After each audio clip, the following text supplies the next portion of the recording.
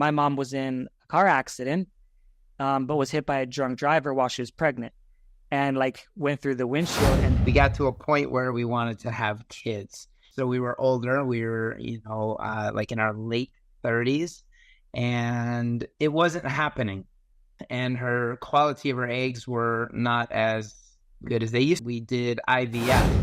It was a weird, scary time for any process.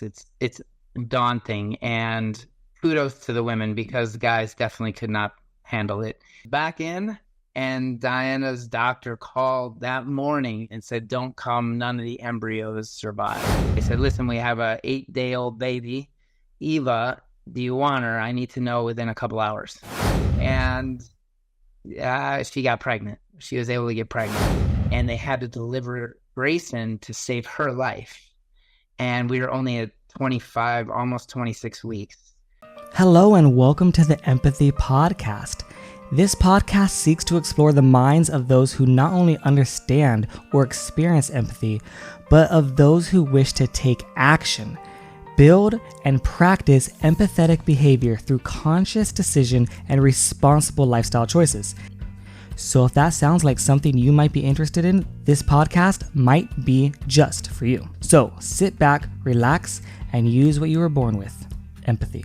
all right, hello everyone. Welcome to the Empathy Podcast. We have a very, very special episode today, and we have a very special guest today. We have Brian with us on the call, on the line, and he's going to be sharing an unbelievable story, and it's unlike anything that we've shared on this podcast. It's definitely something very, very unique, and also something I think probably a lot of people are dealing with in today's world, and something that should be highlighted and focused more on. And he even wrote a book about it to share, and we're going to talk a little bit about that. And I think it's we've talked about children on the podcast before. We've had talked about food and nutrition and some stuff like that, but we haven't shared a story like this when it has to deal with birth and challenges within that. And I think a lot of people face something like, maybe not exactly to what you're going to share, but even like I think about my own childhood, like how I was born. Like my mom was in a car accident, but was hit by a drunk driver while she was pregnant, and like went through the windshield. And so that had an impact, I think, on my sister, either me or my sister. I can't remember which one, but that makes an impact on the birth. And, it changes, it has an impact, you know what I mean? But there's other people that have an impact that maybe the way they're eating or whatever, can make an impact on the birth and stuff like that. And like some people don't know, even I've seen like the food on the shelf for the babies when you're whether you're before birth, while birth, or even when they're brand new babies, like just the food there that they have sometimes could be really, damaging for the baby, which is really like something people don't know about. So we're going to maybe cover some of these topics here, but Brian, if you want to share, a little about your story, maybe some of the things, that we were talking about. Yeah, absolutely. I appreciate you having me on. I've been looking forward to this and excited to be here. So let's dive into it. Let's see. So I met Diana when we were 15 years old in high school.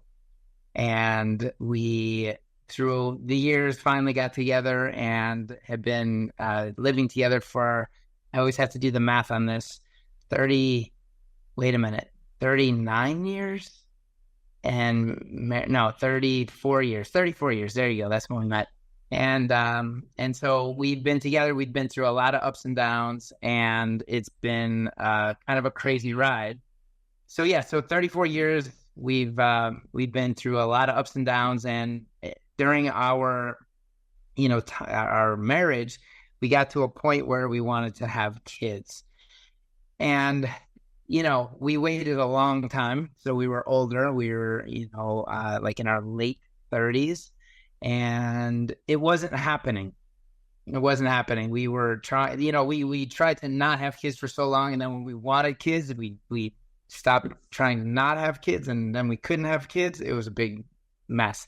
But it finally got to a point where we were a little bit stressed out about it, so we got ourselves checked out, And Diana's egg production was lessened, and her quality of her eggs were not as good as they used to be. So that posed challenges in getting pregnant. And we were at that moment, which I don't know if you know this part of the story, but right at that moment, we met with Eric, my friend Eric Mish, and we were in a Starbucks, and he talked to us about this green shake and this, 10-day transformation. Speaking of transformation, it's transformation season. So many people are getting the ultimate lifestyle transformation, exactly what Brian had described in this video. And you can see the results. We're going to see the results is what it did for him and his family, which is unbelievable. Today, I have a very special video that I created. I'm going to have down below that explains exactly how to get started on the ultimate lifestyle transformation, how to get $150 off. And this is a very special sponsor of the podcast because the proceeds from these purchases are going to be going to help premature babies and in people in the NICU as well, which is absolutely incredible. And it's a win, win, win, win all the way around. Not only do you transform, are looking, performing, and feeling your best, and you're going to be helping Brian and his family. You're going to be helping babies and their family, and you're going to be helping support this podcast so that it can help to grow further and further and expand for these stories to help impact even more people. So comment down below if you're ready to transform, and we'll get you started. Check the link in below, the Ultimate Lifestyle Transformation, to get started today. And so we kind of we're like, okay, all right, let's just check it out. But what had happened and what he didn't know is right before that, we did IVF.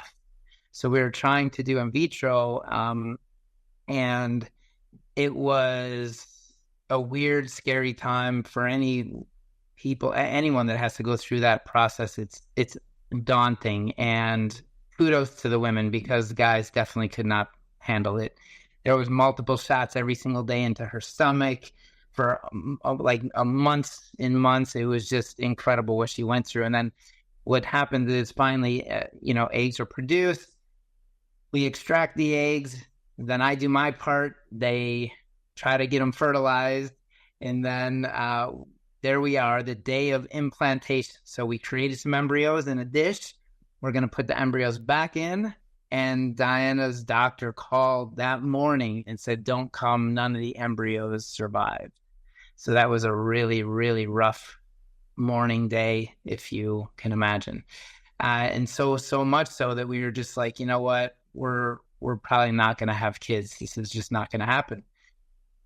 And then cue the 10-day transformation with Eric Mish, because our health was all over the place.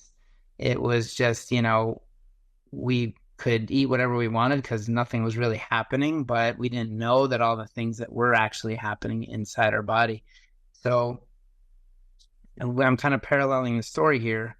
We went right into doing the 10-day transformation, which was a phenomenal experience for both of us. And during that time, I was telling our story about the in vitro, and a friend at work said, hey, listen, I don't know if you've ever known this, but we've fostered to adopt, and we're on our third child right now that we're looking at, hopefully being able to adopt, and maybe you should check it out. And we were ignorant to the whole foster care program, and I didn't even know that you could foster to adopt. And we went through the program. 30% of the people dropped out after the first week because you have to take a 6-week course. It's heart-wrenching, the stories and the cases that we had to follow and go through. And it is just incredible. But we graduated, we became foster certified, and, we were able to, at that time, kind of talk about, age. That's what you could say. You could say age, I want baby, we want, toddler, teenager, what have you. And, we wanted to a baby, and they knew we wanted to adopt as well. And it was like a week later after graduation, they said, listen, we have a 8-day-old baby, Eva. Do you want her? I need to know within a couple hours. I'm like, what? You usually get 9 months. But it was like, bam, a week. And we went forward with it, and we had little baby Eva. So we were fostering her. And quickly in that process, we learned that we were not going to be able to keep her, because what the parents did was something very mild. They had to go through a process and classes and so forth to be able to be deemed fit to parent, which they were doing, and completely incredible parents, actually. It was just a little mishap. And so we knew early on we were not going to be able to keep Eva. But that short little stint that we thought was going to be a month or two turned into 5 months. And the day that we had to give Eva back just totally broke our hearts. And we were done. We're not going to have kids. That's it. Can't do it. Let's just focus on our business, because people were asking us what we were doing health-wise. We looked phenomenal. We had this glow about us. I lost 12 pounds in 10 days. She lost 10 pounds. And it was way more than that, as you know, way more than that. Her skin issues went away. My bloating totally went away. Energy was through the roof. Like, everything was just totally transformed. So we just focused on that. That was kind of our baby. And we built a huge, massive, thriving business. But then we got a chance to move to Mexico. And part of the reason that Dinah said, yes, I want to go, is because she did all the research. And one of our friends that lived in Cancun happened to be the acupuncturist for one of the top IVF doctors in Cancun, with a huge, high success rate. And she said, I'm ready to try it again. And so, lo and behold, we moved to Mexico, brought all our superfoods, and she got pregnant. She was able to get pregnant.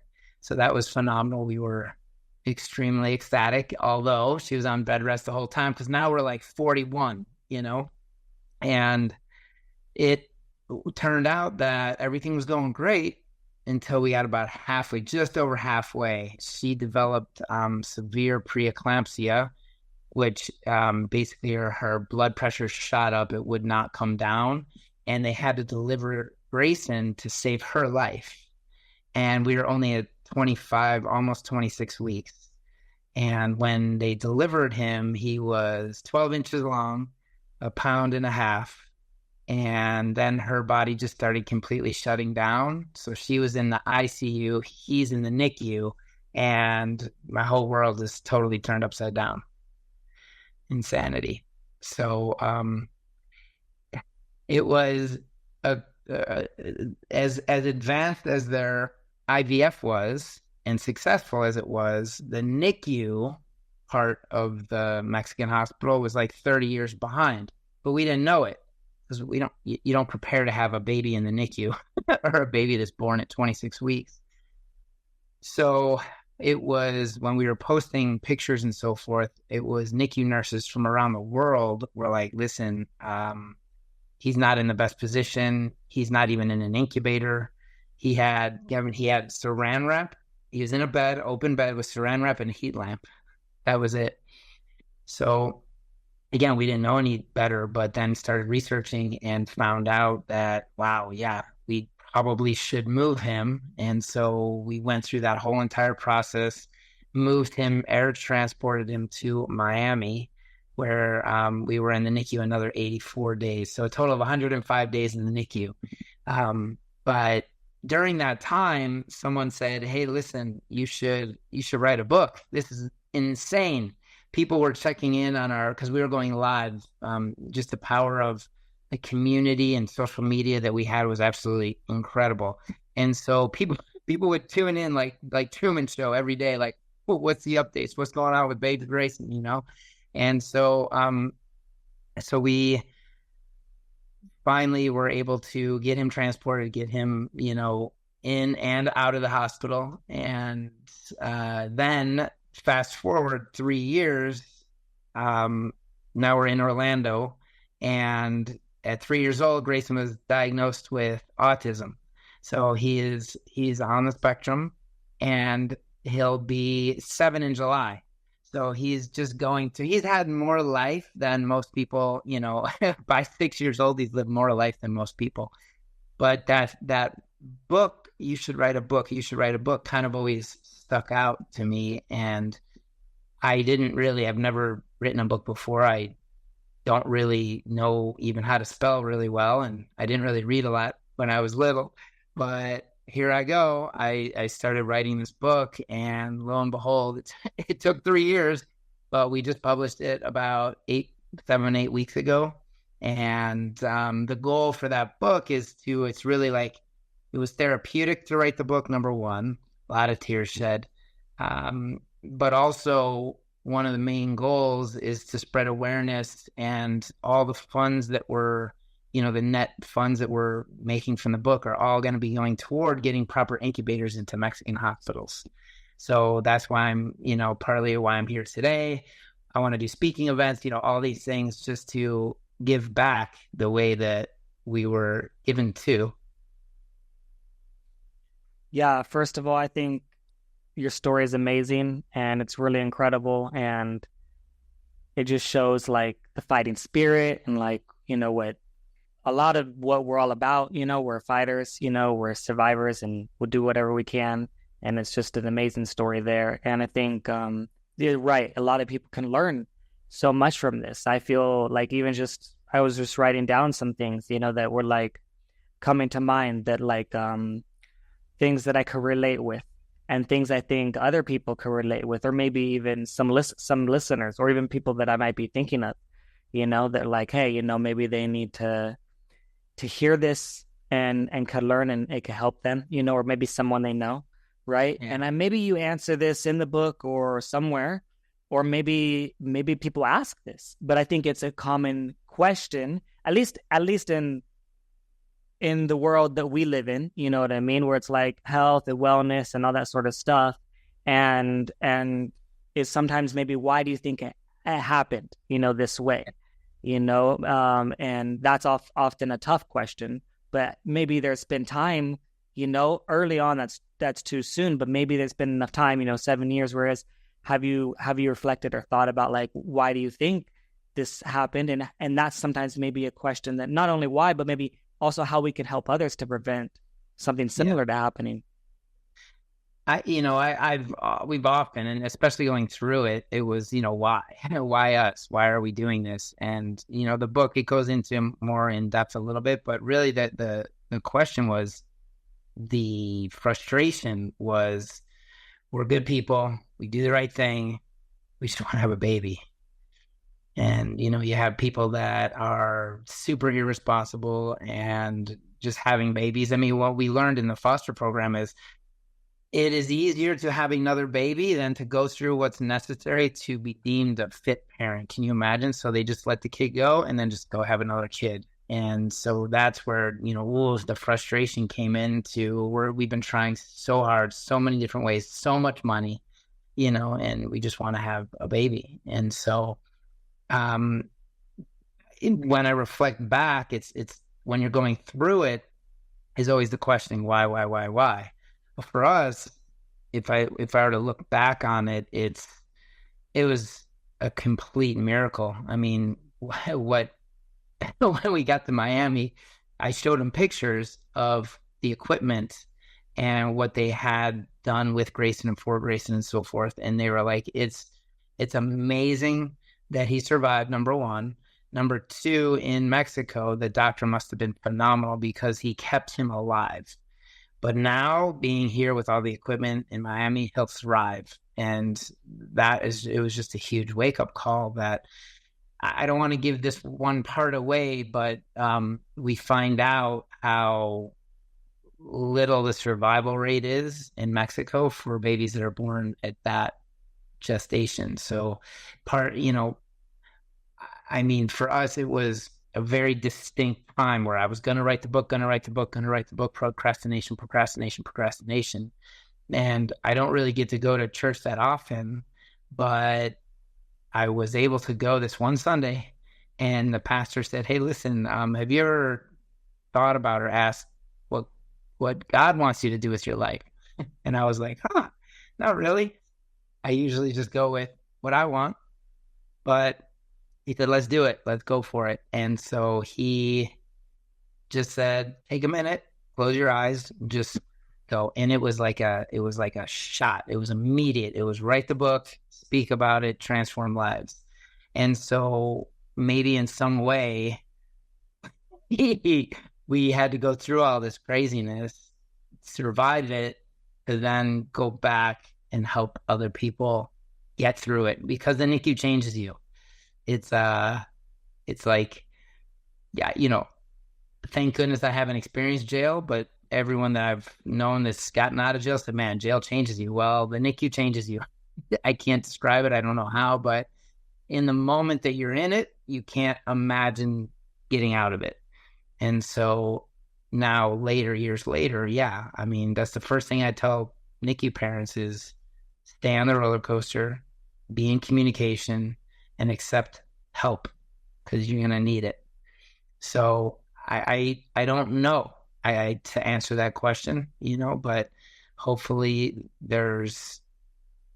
if we could save one baby's life, then I look back and the work that I put into the book and, speaking and so forth, it'll all be worth it. Yeah, definitely. And I think someone said this quote and I love it. We're the most qualified to help the people that we used to be, or we're the most qualified to help those that, from experiences that we've experienced, so you're the most qualified, one of the most qualified people to help people that have been through what you've been through, Yeah. And similar with what I've been through, what I've experienced and overcome, like I'm one of the most qualified people to help someone else that's, to overcome something that I've overcome. Right. I love that. I think it is a gift, that we have now, because if you didn't have that knowledge or experience, it'd be hard to help someone in that situation. And that's what happens in the past. You would see someone in some situations, maybe they're similar like this, and you just can only pray and just, wish the best, and maybe hope they're in good hands. And maybe they are in good hands. Maybe they're not. We don't know. But it's nothing you can do, really, right? But when you're sometimes when you're in a situation where you've been there, you're like, hey, this is the path. I walked this path before. It was really hard, but these are the pitfalls that I hit. And these are some of the places that you can go to. These are the people that I met. These are the people that give you the best chance. Some of the percentages now. You didn't know percentages before, and that gives you like it's nothing's perfect. It's not like this is the answer. It's 100%. No, you can increase it. You can increase it. From a 0.001% chance to a 50% chance. And that's Are you saying there's a chance? Like, yeah, that's pretty. That's amazing, right? And but a challenge I've seen, and one of my friends who I was thinking of also when you were speaking, who had a pregnancy when she was older, right? Maybe, past 30s, maybe, mid 30s to late 30s, right? Where it becomes a little bit more challenging sometimes, right? Whether it's, the situations that you talked about from the eggs, right? Or sometimes it's on the guy's side too. Yeah. The guy's like, hey, you're not, have what is necessary, And so either way, there's some challenges there. And my friend was facing some similar challenges, like what you were describing. However, I knew a little bit of your story already, right? Like I was watching and engaging. And I know many stories, as our community, right? Mm-hmm. And I know my own story that I've experienced from health and food and what we share here. And also my mom's situation, she was on, over 25 medications and Crazy. On less than 5 now, which is amazing. Like, pretty much on her deathbed and now, able to work out on the gym on a daily basis when she couldn't even do that since 18. Like I was saying, she had a car accident and she always played in her mind, oh, I can't do this because I was hit by a drunk driver. That's like the story she told herself over and over and over until you realize you can do some things even though that happened, But anyways, these things, and I know many stories also of people that either couldn't conceive, children, and then they made some changes in their lifestyle or food or diet or whatever, and now they're able to, right? Yep. And so I have a friend and she was struggling and I wanted to help her. And I have all this information, right? Some of what you said, not the whole story, but some information like that of like what's possible. And she had a baby shower and I I thought of what gift do I want to give for the baby shower, right? And she didn't have the baby yet, right? But there was some challenges, leading up to it, and I was helping her with food for during that time, with some recommendations, things to add, maybe cut out this, videos, information, stories like yours. And one thing that happened was, what I decided on the baby shower is like, what's the best gift, right? Yeah. And there's so many gifts that people give on a baby shower: diapers and toys and books and all kinds of things that you would imagine for kids, right? But I was like, the best thing I think I could give you is the best chance for this kid to like live a long, healthy life and get the best food in his body that, from the earliest age that he possibly can. And I got her an ultimate lifestyle transformation. And that was the gift. Oatgrass. Yeah. Oatgrass too. Got to get that oatgrass. Go ahead. And that was the gift that I gave her. Obviously, there's more information, from what's entailed in it. But that gift, what I believe, is going to give her, and it gave the baby a super healthy baby, incredibly healthy baby, amazing pregnancy. Who knows? Maybe if I did nothing, it would have been healthy either way. Who knows? Because I've been helping along the way. However, I'm aware of there are challenges, and I'm also aware of, let's do our best chance to set you up for success. You know what I mean? Like I even said, I don't have kids yet, but I'm preparing. Before I have kids, the 9 months period, I've said this for a long time, but I said in that 9 months, I'm going to read every single possible book I possibly can. And because it's going to happen, 9 months, you already know, from that time, as much as I possibly can to prepare myself to know the best things I could learn for that age range, from that 0 to 4, 0 to 5, like what are the best things to learn? What are the best things to teach? All that kind of stuff. Right. And I've just thought like that, but now I know more about nutrition. And so anyways, what happens is if you feed the baby, like for her situation, her baby's fed from her breast milk, right? And she's feeding herself, and then the breast milk is feeding the baby, and the baby's incredibly healthy.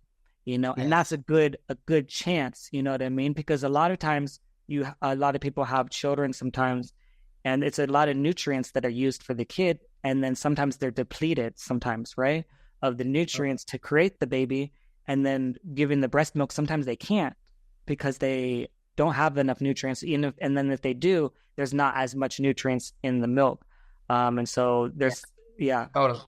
I know I'm a firm believer that the first go around, we were just eating whatever we wanted. And, how is it that from right after that point, it was almost a week later, we started doing a transformation. We started adding these superfoods to our diet. We started eliminating the sugars. We started eliminating some of the, meats and processed things, and started reading labels and putting these massive nutrients into our body that there we go. Our, 7 months later, the environment was set up and transformed before we started the second round of IVF. And then during the pregnancy, we have a whole protocol. I'm sure you have it. If not, but we have, first, second, third trimester protocols that, I was like, drink that, drink this, drink this, drink this, drink this, right? Some of it is for milk production. So it's getting the nutrients to Diana, to the baby. And here's the kicker, which part of the story will continue after Grayson was born, and all that it took to get pregnant. 2 years later, where we continued on this superfood. Look, I was muling in superfood to Mexico. Like I was like, give me my superfood, I'll figure it out. I literally lived, survived on it. And so how is it then 2 years later, she gets pregnant totally naturally, full term birth, and that's our second child, Nathan. Like, so crazy. It's got to be something in the water. Can I add something to that I have a little bit of relatability as well? In terms of Mexico, is I went to Belize. Maybe you've heard of Belize, and you've seen a little bit of the stories of Belize. Yeah. But Belize, part of the reason I personally was going to go to Belize is because when I was working overseas in the Middle East, I was engaged to my ex-fiance, and we were together, and we were talking about children, right? Yep. And at the time, I was undecided, because maybe I'm, maybe thinking a little bit like what you guys were thinking. Hey, maybe that's not the right time. Maybe later. I'm thinking about my business. I'm thinking about this. I'm thinking about traveling. All the things I'm thinking about. And we got in a little mini fight or whatever. And it was like because her mindset is like, well, yeah, like that. It's like that's the reason. Like that's the reason that we're even in this relationship. It's like having kids. You know what I mean? Because she's from the Philippines and okay. Muslim and very traditional, and so the mindset is like her parents, having many kids, and that's just normal, right? Yeah. And for me, it's in our culture in the West, it's like, yeah, maybe later, let's have some fun. Maybe let's see the world, or let's try a few businesses. Then we're like, we're like, oh shoot, it's too late. Yep. We should have done it when we were 21. But then it's like, then you're like, oh, the shame in our culture for doing it when you're young. There's a lot of things, right? It's a mess. So I was thinking of some of these things, right? And my mind has shifted by a lot since this time from all the things I've learned, right? Since this conversation. But going to Belize, I was going to, go there with her at the time, right? Okay. But I went back to the U.S. and COVID hit. And the world shut down, and she was in the Middle East because that's where we met. We're working in the Middle East, and you're not going anywhere. We couldn't go nowhere, and the relationship was too new. We've been together for 2 years. But that's still new, and it's just so hard. Long distance is like nearly impossible, especially like from that culture, and it's hard for any culture, but it's even harder for like these more traditional, old fashioned, small type cultures, small town type culture versus big city, and so that was tough, but that was, what ended up happening is learning all of this information now and having a good grasp on how to prepare myself. And I think that's what we could do best, is just prepare and learn, and I'm grateful. Like, I mean, if I would have had kids when I was 21, even though that might be ideal, I don't know if I'd be prepared enough because of how our culture and society is set up. I don't know if I was in the right mind frame to really actually take care of a kid at that time. But now, it's, I feel better prepared. You never know. You never know until it happens, right? However, I do think that we can learn from people like you and people like I have another podcast of what is a healthy relationship. Another example, like similar from you, 39, 34 years, learning from experienced people that are doing it, that have been through it is very, very valuable. Like I wouldn't try to learn a business from someone that's never ran a business, or I wouldn't try to go to my doctor and say, can you fix my car? If he doesn't know anything about being a mechanic. Right. Yep. I do believe it's similar. Like you have this experience and it's very valuable to learn from you and others that have experiences, like that, to learn from them.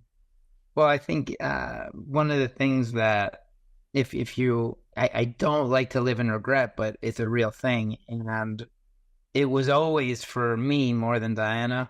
We don't have enough money. We both come from divorced parents. So I want to be sure. I want to make sure I don't really have my career set up. We don't have a lot of money in savings. You need $10,000 for the first year of a kid, all this kind of stuff.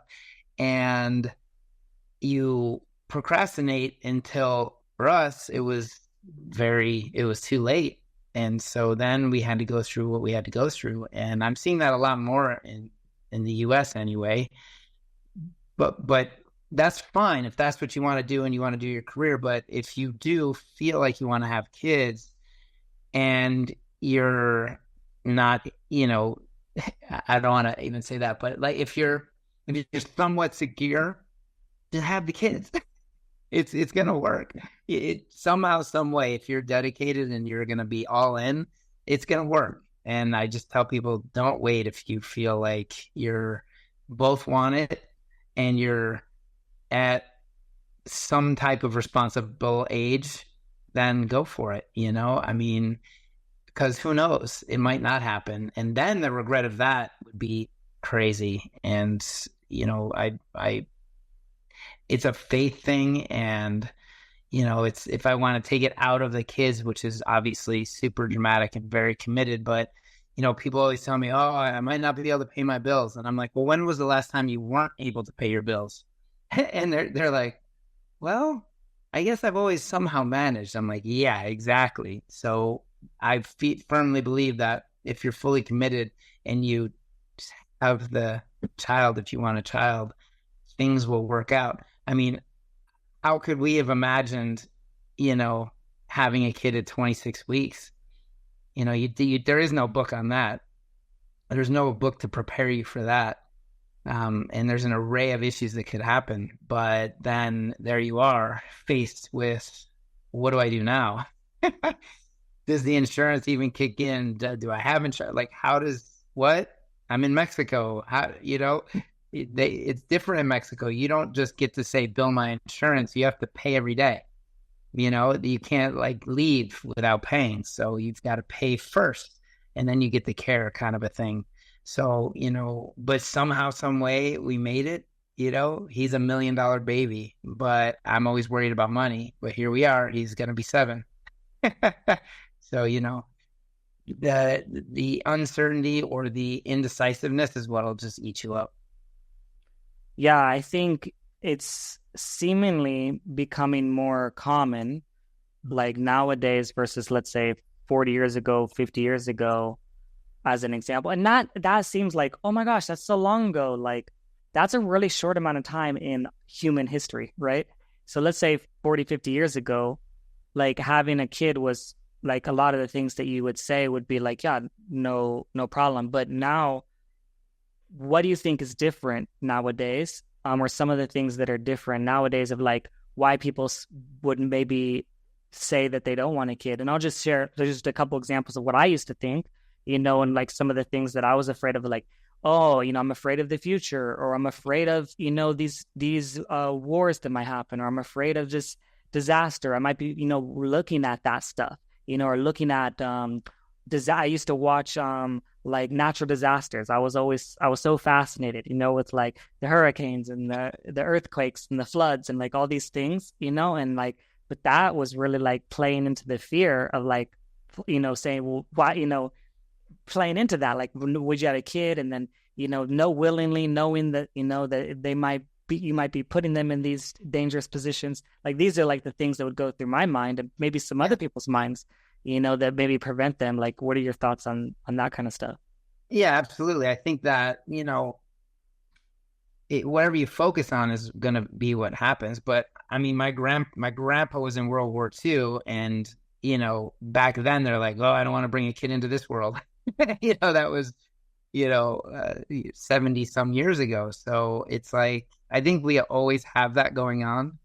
And it's just excuses. It's just more excuses. But you feed on it because you're like, well, but it's valid. And then you go out searching and talking to other people about your valid point, and then they confirm it. And then you're like, see, I was right.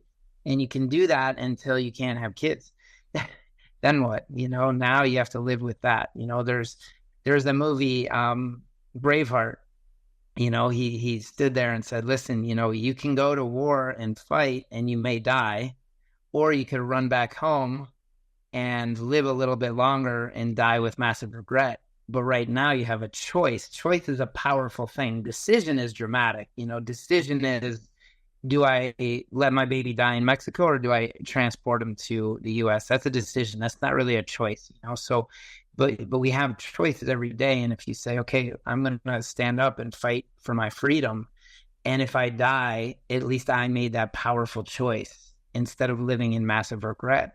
So I think there's always going to be something that you can use as an excuse to stop doing whatever it is that you want to do. Or you could just do it, have faith, and, go for it and see what happens. Either way, the time's going to pass. So if this is something you want, and just my opinion, if it's something you want, that the year is going to pass, the 5 years is going to pass, the 40 minutes is going to pass. So you might as well just, there's a million excuses not to, just find one, two, and focus on that. Yeah, I love it. Thank you for that. And that was amazing. And that's all I had, for now. Is there anything else as we have to wrap this up that you maybe want to add or share? Hey, I just appreciate your time. I appreciate your audience. And it's been so great to just get together and connect with you finally after all these years. I just want to leave people with, if there's anything about this project that resonates with you, go on to my website, brianheilig.com, get the book. All proceeds go to helping babies in Mexico. If you know any NICU parents, give them a hug. They just need a hug, be the person that they can talk to and just be okay to listen. And for NICU parents that are in it, stay on the ride, baby. Stay on the roller coaster and be in communication and accept help. That's it, my man. Thank you. I appreciate it. And for anyone that's listening, we'll put all the links down below to the book, Breathe, Eat, Poop, and Grow, the website, and any other relevant information we'll put down below. So thank you so much. I appreciate you. And we'll be speaking soon. Have a great one. That was good. Thank you guys for listening to the podcast. Please, please, please make sure that you guys share this with anyone that you think will find this interesting. And also make sure that you guys are subscribed, because I can see a lot of you guys are listening, but you aren't subscribed.